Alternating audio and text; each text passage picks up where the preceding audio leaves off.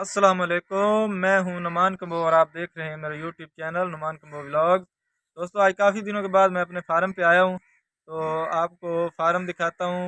हमने जो पहले 25 अदद कट्टे पाले थे वो हमने सारे के सारे सेल कर दिए हैं। तो उसके बाद हमने जो है ना नया प्रोजेक्ट, नए जानवर डालने हैं। वो भी आपसे शेयर करते हैं कि कौन से जानवर डाल रहे हैं और किस कैटेगरी के, क्योंकि नेक्स्ट हमारा प्रोग्राम कट्टे डालने का नहीं है।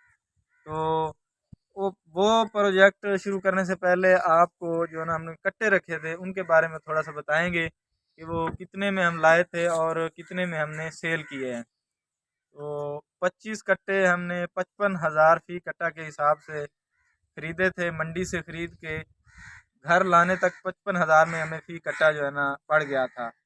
और 4.5 माह के पीरियड में उन पे 15,000 फी कट्टा हमारा खर्च था। 15,000 में चारा, उनकी थोड़ी बहुत मेडिसन, वर्मिंग वगैरह, और एंड पे हमने उनको मुर्गियों की 14 नंबर फीड जो है ना वो शुरू की थी। फीड और चारा कुल मिला के हमारा 15,000 रुपया फी जो है ना नाग के हिसाब से खर्चा हो गया था। 55,000 में हमारी खरीद थी, तो 70,000 में हमें जो है ना फी कट्टा पड़ चुका था। 4.5 माह के बाद 1,18,000 में हमने सेल किया है। माशाल्लाह बड़ा ज़बरदस्त काम है, ज़बरदस्त प्रोजेक्ट रहा है। बहुत कम पीरियड में बहुत बेहतरीन नफ़ा, ज़बरदस्त नफ़ा है। तो ये तकरीबन 25 अदद कट्टे हमें जो है ना 12 लाख रुपया जो है ना मुनाफा मुनाफा दे गए हैं, यानी कि खर्चा और उनकी कीमत निकाल के। हमारा जो नेक्स्ट प्रोजेक्ट है, नेक्स्ट प्लान ये है कि 25 अदद जो है ना झोटियाँ हम डाल रहे हैं। वो तरीकाकार उनका ये है कि फ़ी झोटी जो है ना 1,20,000 के हिसाब से लाएंगे। उनमें तकरीबन कोई 15,000 की होगी, 1 लाख, कोई 1,25,000 की, मतलब एवरेज 1,20,000 से लाएंगे। तो उनमें एक अदद ब्रीडर छोड़ेंगे। 3 माह के अंदर तकरीबन ये क्लियर हो जाती हैं। जो 3 माह के अंदर क्लियर नहीं होती, इसका मतलब है उसमें कोई ना कोई फॉल्ट है, तो उसको हम सेल कर देंगे। 3 माह ये, और 10 माह के अंदर जो है ना वो क्लियर हो जाएंगी, कंफर्म हो जाएंगी, मतलब सून तक। जब ये तकरीबन 8 या 9 माह गुजर जाएंगे इनको प्रेग्नेंट होने के बाद, तो इनको हम सेल कर देंगे, क्योंकि हमने दूध के लिए नहीं रखना, हम इनको सेल करना है। हमारा यही प्रोजेक्ट होगा। सेल करने के बाद उसके बाद हम जो है ना नई झोटियाँ डाल लेंगे। तो अच्छी नस्ल की झोटियाँ लाएंगे इंशाल्लाह, नीली रावी की और मुख्तलिफ नस्ल की होंगी, अच्छी नस्ल की लाएंगे। तो जब ये तैयार हो जाती हैं, इनमें जो सबसे कम रेट में सेल होने वाली है ना इंशाल्लाह वो 3 लाख के अंदर सेल होगी।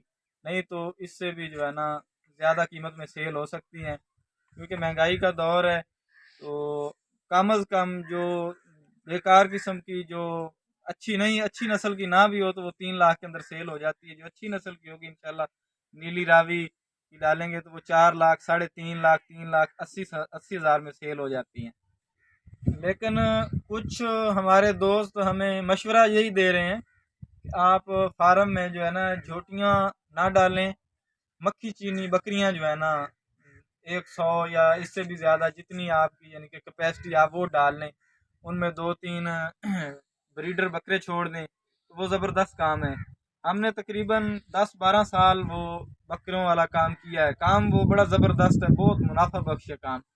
लेकिन सबसे बड़ा मसला उसमें ये है कि वो बहुत हसास काम है, बहुत ज़्यादा मेहनत मांगता है और बहुत ज़्यादा केयर मांगता है।